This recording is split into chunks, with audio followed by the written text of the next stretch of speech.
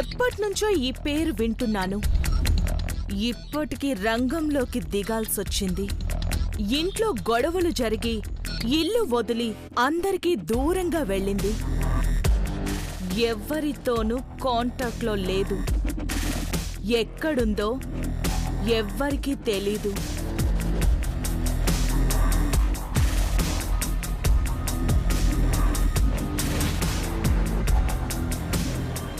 ఇది అందరికీ తెలిసిన కథ, కానీ అసలు కథ వేరు. ఎక్కడో ఉంది, అజ్ఞాతంలో ఉండి ఏదో చేస్తోంది. దాని గురించి నీకు తెలుసు. చెప్పు, ఎక్కడుందది? అసలు మృదుల ఎవరు? ఏం మాట్లాడుతున్నారు? నాకెవరు తెలీదు. నిజం చెప్పవే. తెలీదా? తెలియకపోతే హాస్పిటల్ ఎవరితో మాట్లాడావే? ప్రజ్వల, దీనికి మొత్తం తెలుసు. ఇది ఆ మృదుల అసిస్టెంట్. రమ్య, ఎందుకు ఆవేశపడుతున్నావు? నన్ను కూల్ చేయాల్సింది పోయి నువ్వే ఆవేశపడితే ఎలా? తనకి తెలుసు, తనకి బాగా తెలుసు. కానీ అడిగిన వెంటనే ఊరికే ఎవరైనా చెప్పేస్తారా రమ్య? మనమే చెప్పించుకోవాలి. ఏయ్, నిజం చెప్పు. నాకు కోపం తెప్పించొద్దని ఎంతో మంచిగా అడుగుతున్నాను నిన్ను. చెప్పే. నాకు తెలియదని చెప్తున్నాను కదా. మరి ఫోన్లో ఎవరితో మాట్లాడుతున్నావు? అది మీకు అనవసరం.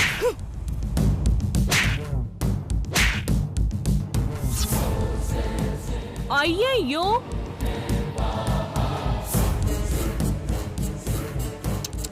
రక్తం వచ్చేసింది. చెప్పా కదా ప్రియా, నాకు కోపం తెప్పించొద్దని. నువ్వేం చేస్తున్నావు రమ్య? నాకు కోపం వచ్చేటప్పుడు చేతిలో ఏమి ఉండకూడదని నీకు తెలీదా? ఎందుకు కత్తిచ్చావు?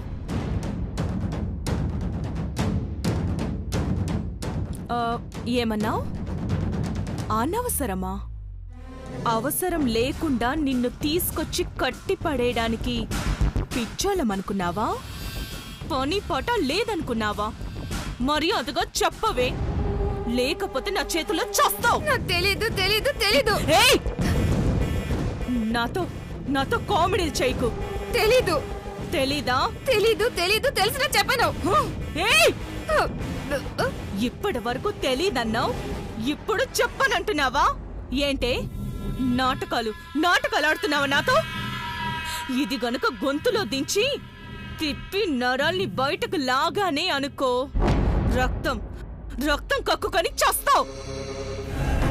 చెప్పే, మర్యాదగా చెప్పు. నా ప్రాణం పోయినా చెప్పను. చెప్పు, చెప్తావా లేదా? చెప్పను.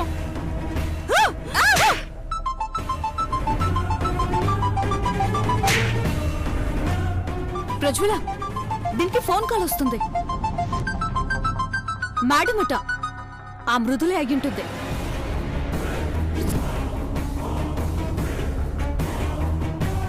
అదే కదా. ఫోన్ లిఫ్ట్ చేస్తాను, మాట్లాడు. ఎక్కడుందో కనుక్కో. నేను మాట్లాడను. రమ్య, దీని నోటికి ప్లాస్టర్ వేయ్, మనమే హ్యాండిల్ చేద్దాం.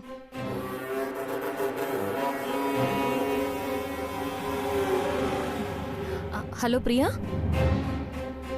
ప్రియా ఇప్పుడు నీతో మాట్లాడలేదు కానీ నాతో మాట్లాడు. మృదులా,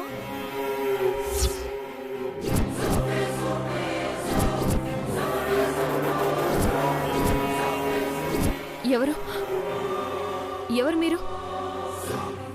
ప్రియా ఫోన్ మీ దగ్గర ఎందుకుంది? నేనెవరో తెలుసుకోవడానికి ఇంకా చాలా టైం ఉంది. కానీ అసలు నువ్వు ఎక్కడున్నావు, ఏం చేస్తున్నావు? ఎప్పుడో ఊరు వదిలి పారిపోయానన్నా దానివి ఎక్కడుండి ఏ గేమ్ ప్లాన్ చేస్తున్నావు? మర్యాదగా చెప్పు, లేదంటే ఇక్కడ మీ ప్రియ ప్రాణాలతో ఉండదు.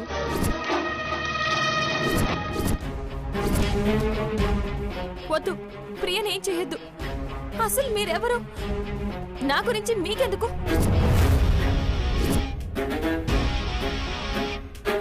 అబ్బచ్చా, బెదిరిస్తే బెదిరిపోయేవారు ఇక్కడ ఎవ్వరూ లేరమ్మా.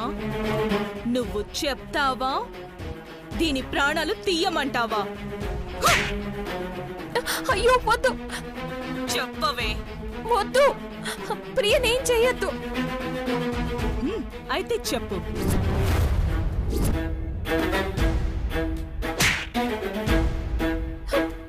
ప్లీజ్ కొట్టద్దు, ప్రియనేం చేయొద్దు.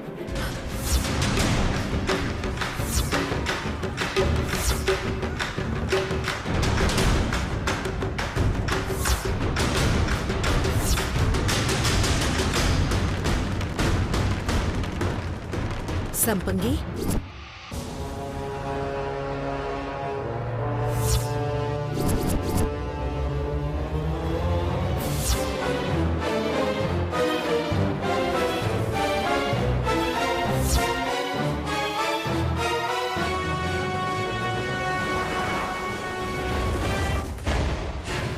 దొరసాని,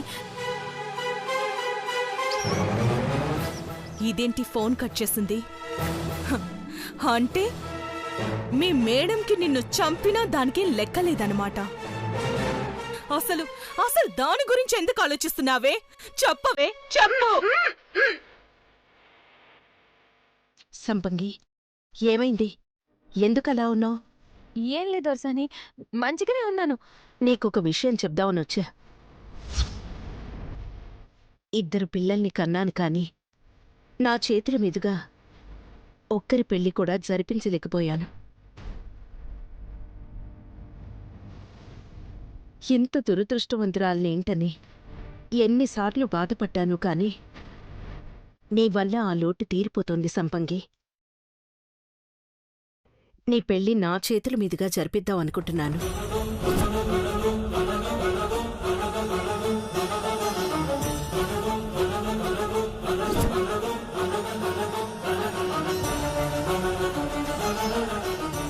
ఏం దొరసాని మీరనేది? అవును సంపంగి, ఈరోజు రిసెప్షన్లో నేను చూసుకోవడానికి ఒక అబ్బాయి వస్తున్నాడు.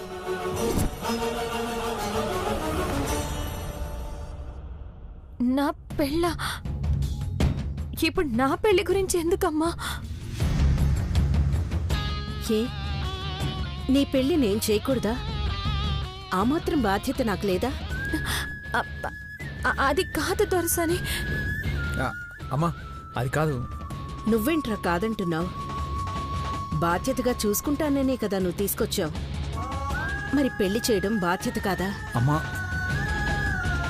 ఎవరిని పడితే వాళ్ళని తీసుకొచ్చి నీకు నచ్చకపోయినా పెళ్లి చేస్తాననుకుంటున్నావేమో. ఒకసారి చూడు, నీకు నచ్చితేనే పెళ్లి జరిపిస్తాను. కాని ఆ అబ్బాయి నీకు తప్పకుండా నచ్చుతాడు, సరేనా? అది కాదు. నువ్వింకేం మాట్లాడుకో. అందరి గురించి నువ్వు ఆలోచిస్తావు, నీ గురించి మాత్రం ఎవ్వరూ ఆలోచించకూడదా?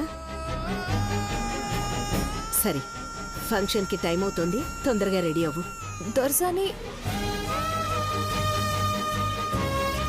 దొర ఏంది? ఇప్పుడు నా పెండ్లేంది? కంగారు పడక సంపంగి. ఇప్పుడు అమ్మకు వద్దని గట్టిగా చెప్పామనుకో, మళ్ళీ అనవసరమైన గొడవ. అమ్మ కోపానికి అడ్డుపడినా సహిస్తుందేమో గాని ప్రేమకు అడ్డుపడితే మాత్రం అస్సలు సహించదు. అయినా నీ పరిస్థితి నాకు తెలుసు కదా, నేను చూసుకుంటాను. నువ్వేం కంగారు పడకు, సరేనా?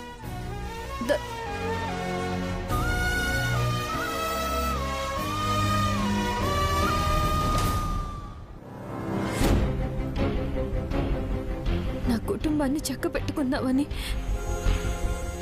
నా బ్రతుకుని నిలబెట్టుకుందామని రూపం మార్చుకొస్తే ఇప్పుడు ఈ పరీక్ష ఏంటి? నా అమ్మగారు నాకు పెళ్లి చూపులు ఏర్పాటు చేయడం ఏంటి? అది కూడా నా భర్త సమక్షంలో నన్నెవరో చూడడానికి రావడం ఏంటి? భగవంతుడా, నాకెందుకీ నరకం? ఛ! రమ్య, ఫోన్ స్విచ్ ఆఫ్ అయింది, ఛార్జింగ్ పెట్టు. మళ్ళీ అది ఫోన్ చేస్తే మాట్లాడు. దీన్ని చంపేస్తానని బెదిరించు. ఈలోగా నేను కోమలతను కలిసొస్తా.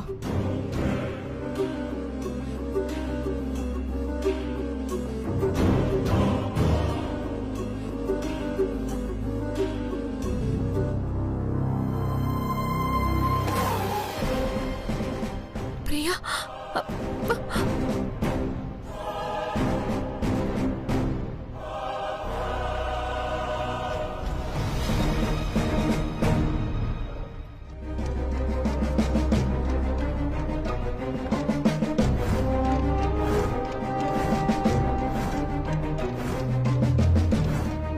ఫోన్ కూడా స్విచ్ ఆఫ్. అసలు ఎవరు వాళ్ళు? ప్రియని హింసిస్తూ నా గురించి ఎందుకు తెలుసుకోవాలనుకుంటున్నారు? ఇదంతా సరియు చేస్తోందా? ఎవరో తెలుసుకోవాలి. వాళ్ళ బారి నుండి ప్రియని కాపాడాలి. నా గురించి బయటపడకుండా చూసుకోవాలి.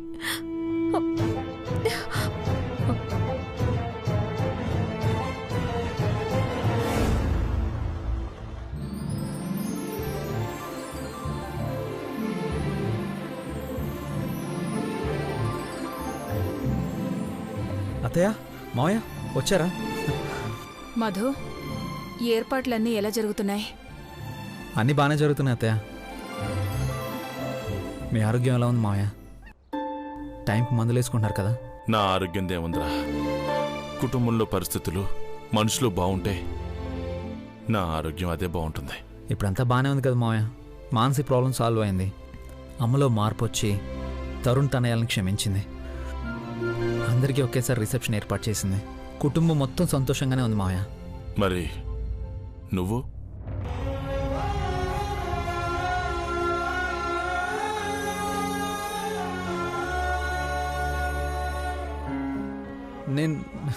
నేను సంతోషంగానే ఉన్నాను కదా మావయ్య. సంతోషంగా లేకుండానే ఈ పనులన్నీ చేస్తానా? బయటికి కనిపిస్తున్న సంతోషం గురించి కాదురా, లోపలున్న బాధ గురించి మాట్లాడుతున్నాను.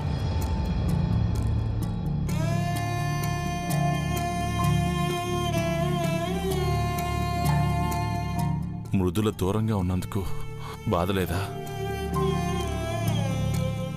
పైకి కనిపిస్తున్న ఈ సంతోషం అంతా నిజమేనా? ఈరోజు ఈ కుటుంబం కలిసిందంటే దానికి కారణం మీరు. ఇప్పుడు మీరిద్దరే దూరంగా ఉంటే ఆ సంతోషానికి విలువే ఉందయ్యా. అదే మీ ఇద్దరూ కలిసుంటే ఇంకెంత సంతోషంగా ఉండేది. అసలు మీరిద్దరూ దూరంగా ఉండటం ఏంట్రా? మనకి ఇంత ప్రేమను పంచిన మృదుల దూరంగా వెళ్ళిపోతే మనం మౌనంగా ఉండటం ఏంటి?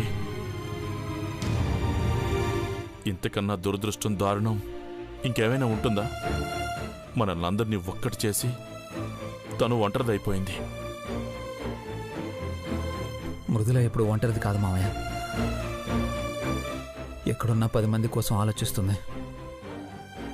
10 మందిని తన వాళ్ళని చేసుకుంటుంది. తను ఎక్కడున్నా సంతోషంగా ఉంటుంది మావయ్య. ఒక్క మన ఇంట్లో తప్ప. అవును మావయ్య, ఎప్పుడు మనం మృదులని సంతోషం అనుకున్నాం కానీ మృదుల ఏ రోజు సంతోషంగా ఉంది చెప్పండి?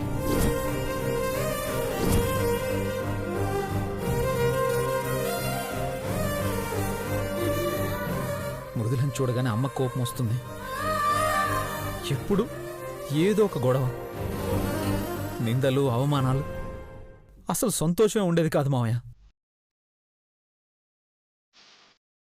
అసలు అమ్మ మృదుల ఒకే చోట ఉండుంటే తన మీద కోపంతో తరుణ్ తనయాల్ని ఎప్పటికీ క్షమించుండేదే కాదు. అసలు ఈరోజు ఈ ఫంక్షనే జరుగుండేది కాదు. ఇప్పుడు చూడండి, ఇక్కడ అమ్మ సంతోషంగా ఉంది.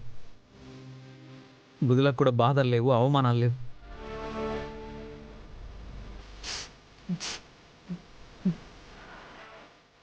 ఎప్పటికీ ఇలాగే ఉండేవండి మామయ్య, ఇలాగే ఉండేవండి.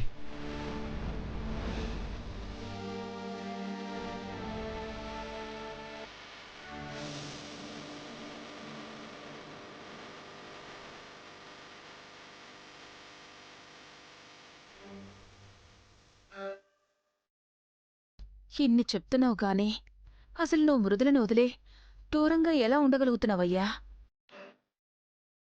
ఇద్దరూ ఒకరంటే ఒకరికి ప్రాణంగా ఉండేవారు కదా.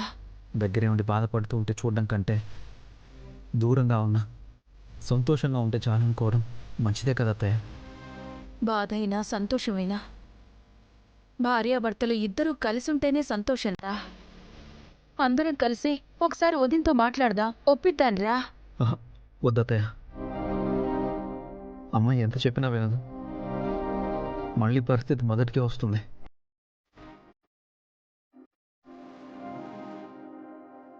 అయినా మృదుల గురించి అయితే ఎవరు టెన్షన్ పడద్దు మావయ్య. నేను ఇక్కడ క్షేమంగా ఉన్నానంటే తను ఎక్కడున్నా క్షేమంగానే ఉంటుంది. తను ఎక్కడున్నా అనుకున్నది సాధిస్తుంది.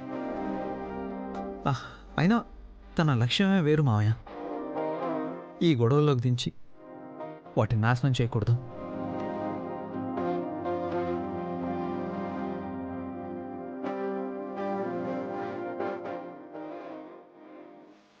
సరే సరే, క్యాటరింగ్ వాళ్ళతో మాట్లాడాలి. ఇప్పుడే వస్తాను.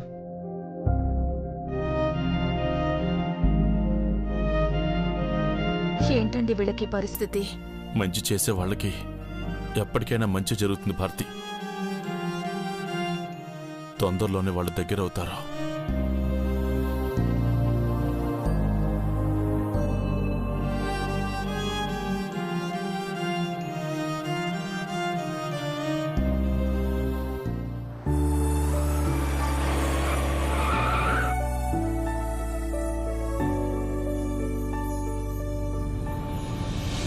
అత్తా,